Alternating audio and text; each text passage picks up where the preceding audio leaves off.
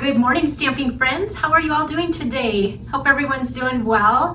I am having a very busy week because I'm not sure if you remember, but Saturday is the big day when our family leaves for Maui, Hawaii. So we are pretty excited to go. However, that means a busy week this week, especially with classes.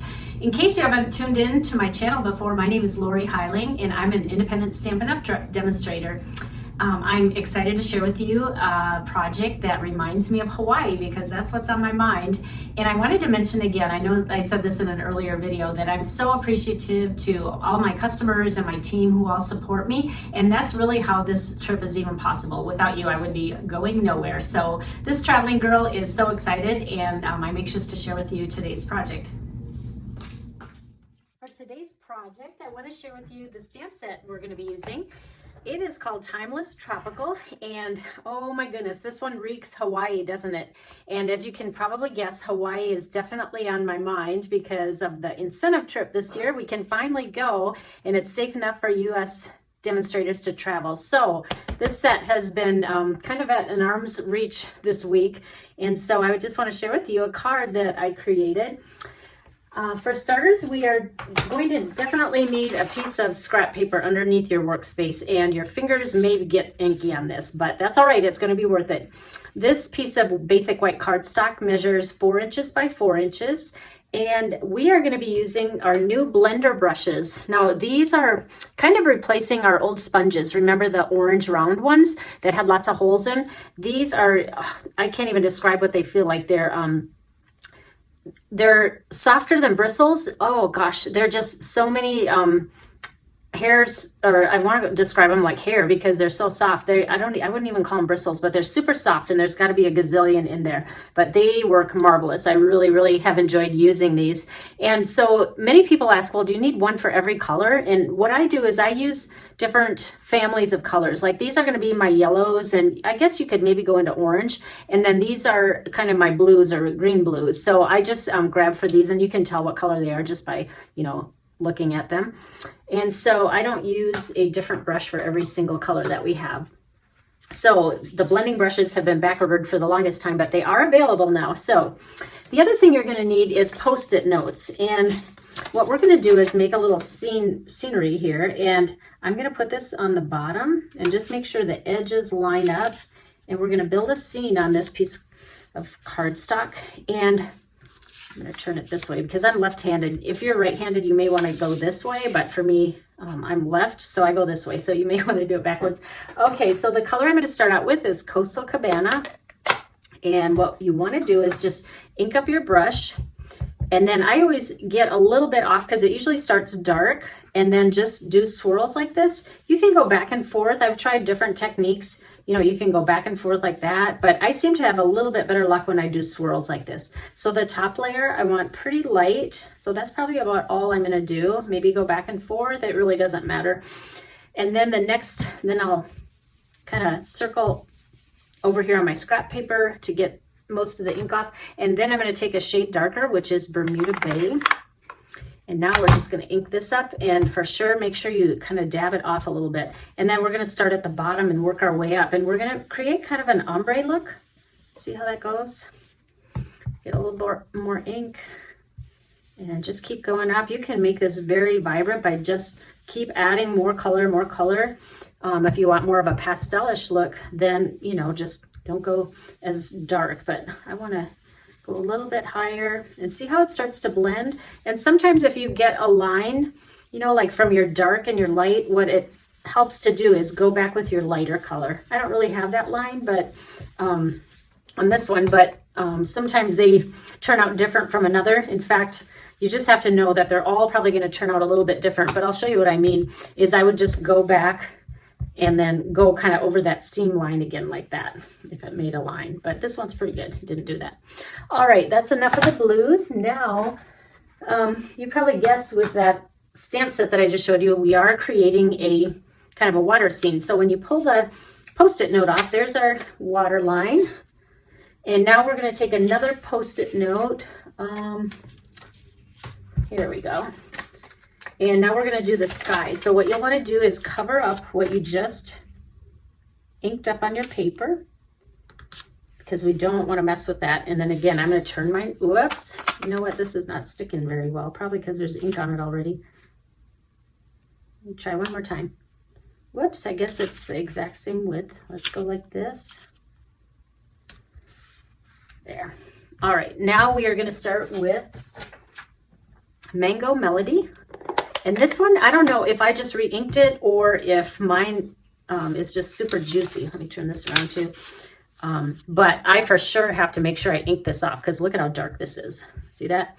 Okay, so we'll start with small circles, and this we want darker than the rest of the sky. So we'll just keep going. Isn't that a pretty color? For the, I don't know if we're going to call it a sunrise or a sunset, but either one. And just keep making circles, and it'll eventually start to blend. And remember, we can always go back and do deeper color if we want. Okay? All right, now let's switch to a lighter shade of yellow. We will use Daffodil Delight. And again, let's get some of that Mango Melody off here. And then just pull in some Daffodil Delight. And then again, let's get lighter as we go to the top, okay? So just keep doing circles. And you can see there's a little bit of a gap in between those. So I want to go a little bit darker there. First, I'll try the yellow. See if I can get yellow in there darker. I want it to be a little bit more blended. So you just kind of have to play around with this and practice, practice, practice. It just takes time to learn kind of like how hard you push and how, if you need more ink or whatever, but just keep playing around. There's no real right or wrong reason or way of doing this. And then I'm going to go back and put a little bit more Mango Melody right in that seam right there. Okay, that's looking good. And let me go a little bit more at the line where it meets the water, make that a little bit darker. There we go. All right, I think that's pretty good for now. And now we are going to take the palm tree stamp. Let's pull that off and see what it looks like. Isn't that nice?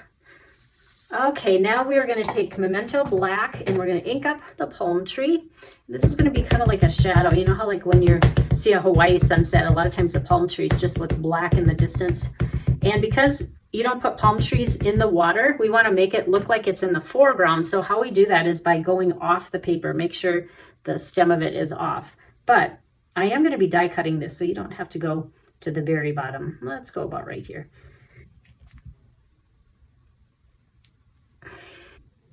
For die cutting this, I chose to use Hippo and Friends. Isn't that a fun shape? And it even has stitching in there on either side of this, but then there's a cut line in the middle of the two stitching.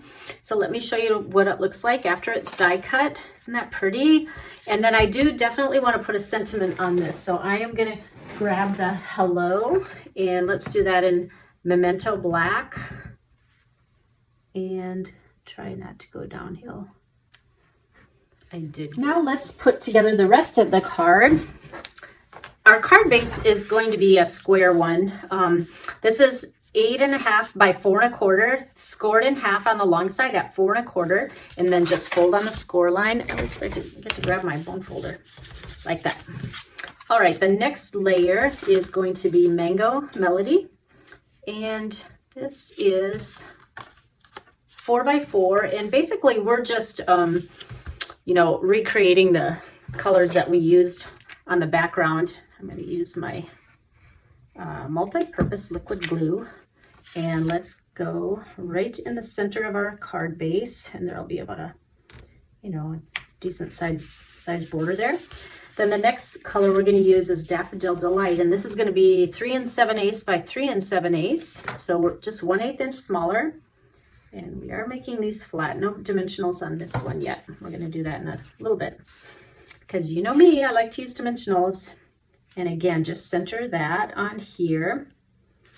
Now the next layer, we're going to do 3 3/4 by 3 3/4, which is just another 1/8 of an inch smaller. And this is the one that we're going to put dimensionals on. And not only that, I don't know if you can see in the camera, but I used Painted Textures embossing folder. This folder is a must-have, you guys. Oh my gosh, it just turns everything into magic. It makes it look like it's a painted picture, and I'll show you. as we're done. So this is just one size smaller, and this one we want to stand up a little bit. Now, when I was die cutting that, I also embossed it with the same folder, painted textures. So can you see that, how it really does look like a painting here. So I'm going to add more dimensionals to the back of this, and probably one in every corner, or one on every side will work. And for this one, you know, I kept thinking, does it need more? And I think for this one, less is more. We don't want it to get too busy, but isn't this a fun card? And there we go. There's my tribute to Maui. Thank you so much for joining me today. I hope you enjoyed the project. And if you are interested in any Stampin' Up! Products, I would love it if you could use the host code here. And if you use this, and if your order is over $35 or more before tax and shipping, that qualifies you for my Creative You projects. And I'll be happy to get those in the mail to you. We make 3 projects every month, and I cut everything out for you. I send the PDF. It's like a mini little class for you. So all it takes is a $35 order and using the host code. Well, thank you so much for joining me, and aloha. We will see you next time. Bye-bye.